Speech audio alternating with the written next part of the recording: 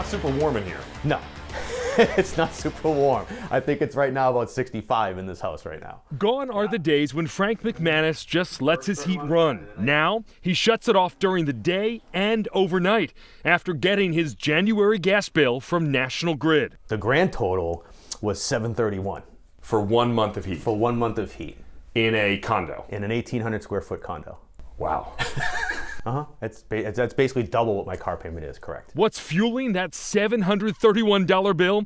It's not his gas usage. That's just $243. Instead, it's the delivery fees, which run almost $500. Why is my delivery fee double what my usage fee was? It's crazy.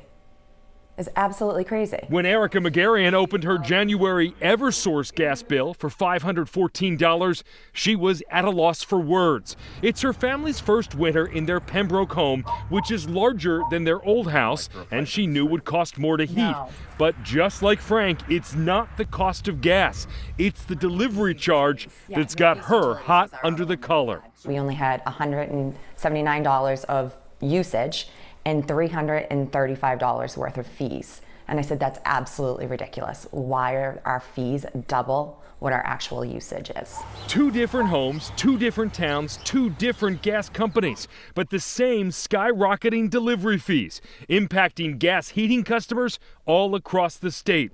I've heard from customer after customer suddenly facing $500, $700, even $800 gas bills. I mean, my husband and I both do fairly well for our job, but how can anybody afford that? This is an Eversource gas bill from just 2 years ago, January 2023, when it was common for gas supply and delivery to each make up about half the bill.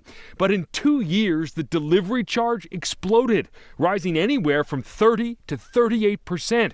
Those increases signed off by state regulators at the Department of Public Utilities. That's well beyond the rate of inflation. So how are customers supposed to keep up? And we get that question a lot. And I want to just start by saying, I am a utility customer myself. Doug Horton is vice president of rates at Eversource and agreed to talk about these gas bills. National Grid did not make anyone available. One customer sent us a bill that was $800 for 1 month. How's the average person supposed to pay an $800 gas bill? No, absolutely. And I will just say, first and foremost, energy affordability is front in mind, not only for us at Eversource, but also for the Massachusetts Department of Public Utilities and state leaders. But a good part of this delivery increase is driven by the state's Mass Save program, which requires utility companies to pay rebates to customers for switching to electric heat, which over time is better for the environment. Those rebates are paid for by gas and electric customers through their delivery fees.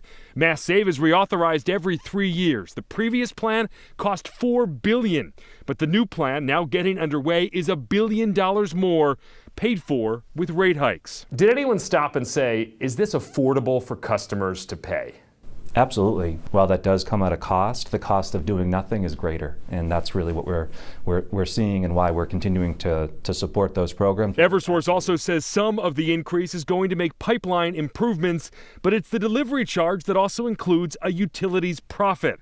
It's cold comfort to customers. This is just an additional line item of ever increasing costs that we're all trying to navigate through. Yeah, we all know that well. So both Eversource and National Grid say they offer budget billing plans. They spread these high gas payments out over the whole year. But again, it's the state that approves these rates. I tried repeatedly to get somebody from the Department of Public Utilities to go on camera, but they turned us down. If you are struggling with a surging gas bill, call your state rep or your state senator. Let them know what you think. If you've got a consumer story for me, send me an email, ben@wcvb.com.